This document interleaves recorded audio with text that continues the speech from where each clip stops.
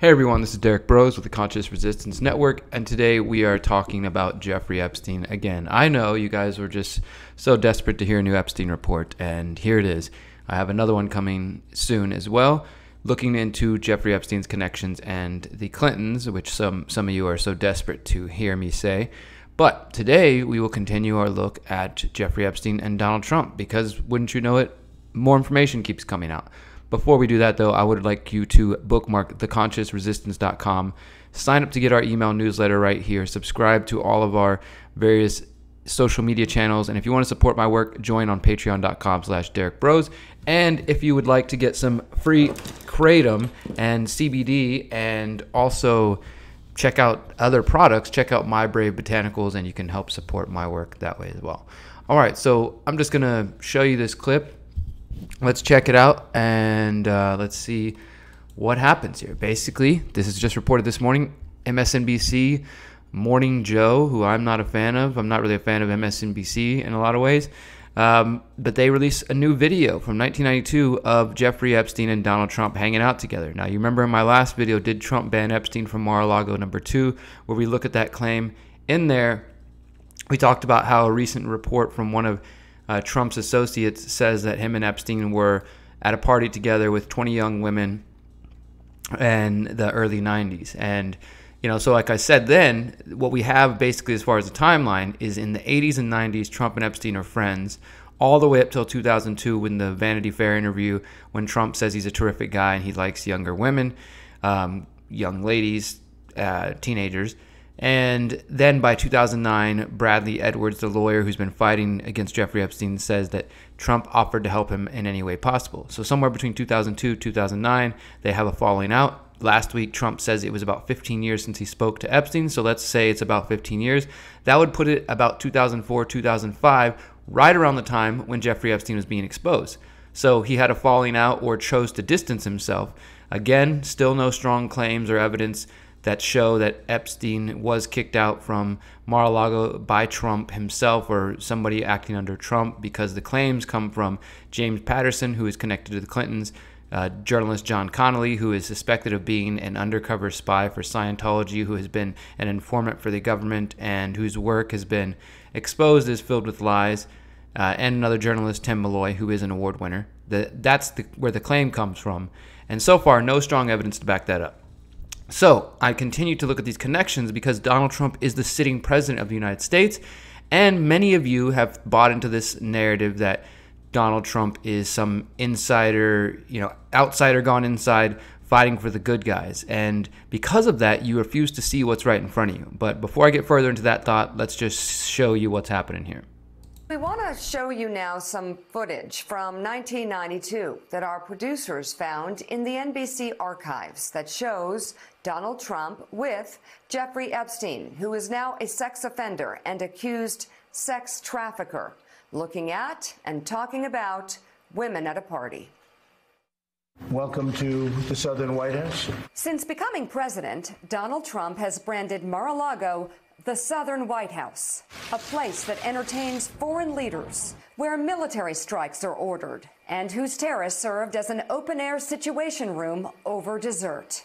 And we had the most beautiful piece of chocolate cake that you've ever seen. But in the 90s, Mar-a-Lago was Trump's South Florida party palace, one frequented by Jeffrey Epstein, who is facing charges for sex trafficking. He has pleaded not guilty. The president says his relationship with Epstein was no different than anyone else in their elite circle. Well, I knew him like everybody in Palm Beach knew him. He was a fixture in Palm Beach. I don't think I've spoken to him for 15 years.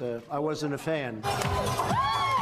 Yet, a tape in the NBC archives of a Mar-a-Lago party shows Trump giving Epstein his personal attention. Donald! Donald! Donald! The footage, shot in November of 1992, before Trump opened the resort as a club, shows the future president surrounded by cheerleaders for the Buffalo Bills and Miami Dolphins, capturing Trump's fun-loving bachelor lifestyle for an appearance on Faith Daniels' NBC talk show. We're going to get great ratings in your show. Trump is surrounded by women as music blares in the background. After a while, Trump goes to greet 3 new guests, among them the financier Jeffrey Epstein. Come on in. Go inside. More than a decade before his guilty. Doesn't Epstein just look like a creep? All right. Now some footage from 1992 facing charges for sex trafficking. He is Jeffrey Epstein, who is facing charges. One frequented by Jeffrey Epstein, who is facing charges. Party shows Trump giving up. Shows Trump.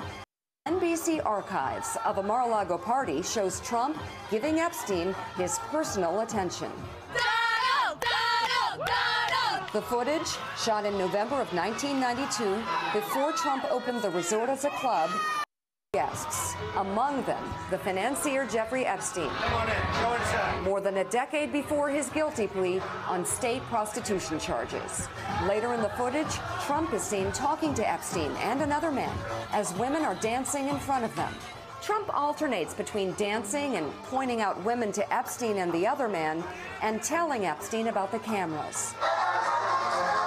Though exactly what they say is difficult to understand as they discuss the women and their appearances, Trump gestures to one and appears to say to Epstein, "Look at her back there.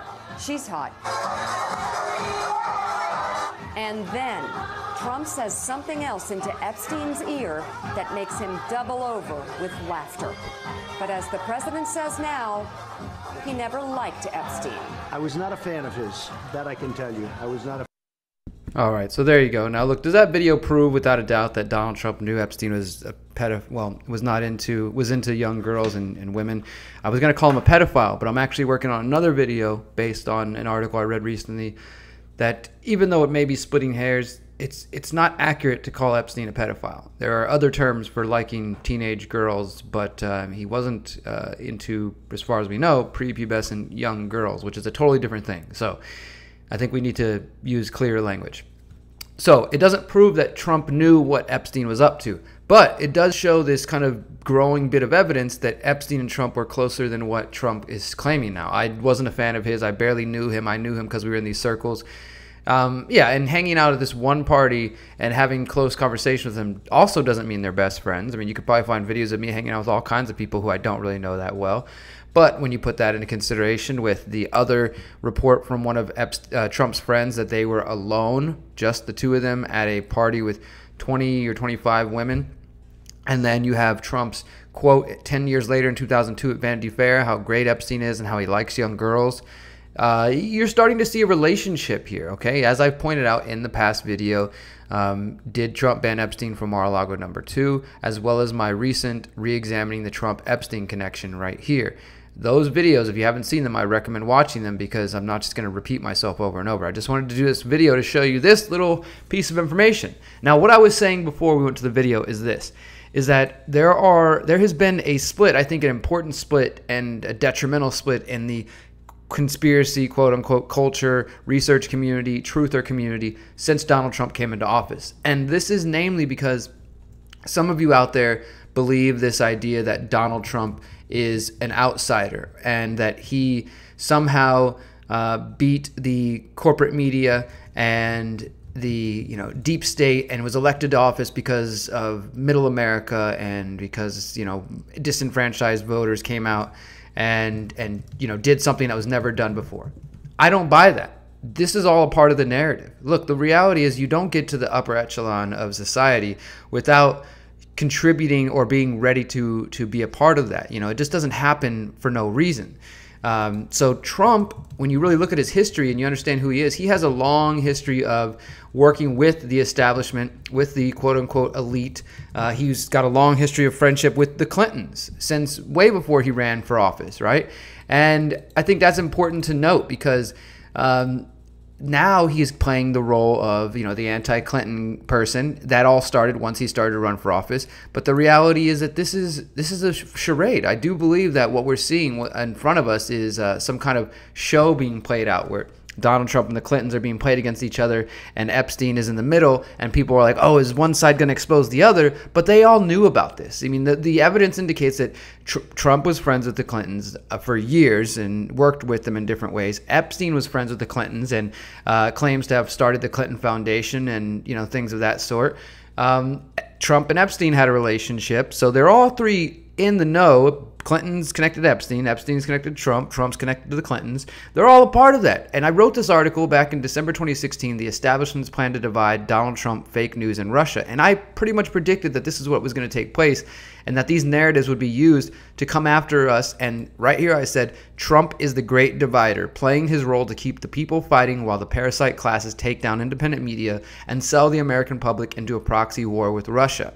This is what I think has continued to take place. Now, it's not because I'm anti-Trump. You guys out there are just convinced that I'm against Trump. No, but the problem with this splitting narrative where some of you have bought into this idea that Trump is a good guy fighting the deep state, now you have to ignore all evidence around you that shows that Trump is part of the swamp, and instead you buy into something like Q or other things and say, no, you just don't understand, he's playing 4D chess.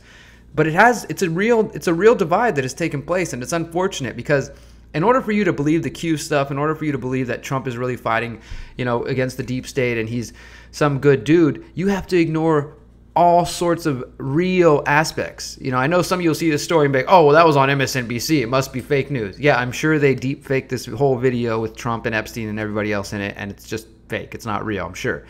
Right. So again, you have to deny reality in order to continue to play this charade in your brain. It's called cognitive dissonance. You are having a moment of cognitive dissonance. If you cannot accept the fact that Trump and Epstein are connected in more than tangential ways, okay? We don't know for sure that Trump is involved in pedophilia. I'm not saying that, or even raping young girls. He's been accused, though, at one point by his own wife. If you never heard of that, Ivanka accused Trump and then later had to recant her statement, and Trump got to approve what she said. Then he was accused of rape right before the election. And of course, that could be a political thing. It was a lawyer tied to the Clinton campaign in some ways. So that might have just been a political maneuver. And accusations don't equal guilt. I accept that. I've been, as I said before, I've been accused of things that I'm not guilty of. So accusations don't equal guilt. Court documents don't necessarily equal guilt. But when you have somebody who has a history of things of this sort, a history of talking about women, a history of treating women a certain way, and is surrounded with other people that is friends with the Clintons, and we know what they're about, Bill Clinton and his behavior, and we know what Epstein's about. I mean, you really have to deny, that's just this issue. That's not saying anything about the drone bombs that have increased under Trump, the militarization of the border that's continued, the surveillance state that's continued, the going after whistleblowers like WikiLeaks and totally just backpedaling, saying at one point, oh, he was going to look into 9/11. No, he was against the Federal Reserve, and then silence on that. At one point, Trump questioning vaccinations as well, and then now being silent. Supporting 5G. I mean, I can go on and on. I'm not trying to make this an anti-Trump video. I am just hammering down on this point for those of you who are watching this and who are going to say, you're just anti-Trump. Well, you can think I'm anti-Trump, but I'm just evidence-based, okay? And you are going off of most likely Q or something else and believing that that something else is going on behind the curtain. But you don't have evidence for that. What we do have evidence is that Trump and Epstein are hanging out. We have evidence that they have all these connections. We have evidence for Trump's behavior as president. And all of that information is more than enough for any thinking person to say Donald Trump is a part of the swamp. So I'll leave you with that, and leave your hate mail below. And until next time, remember, you are powerful, you are beautiful, and you are free. Peace.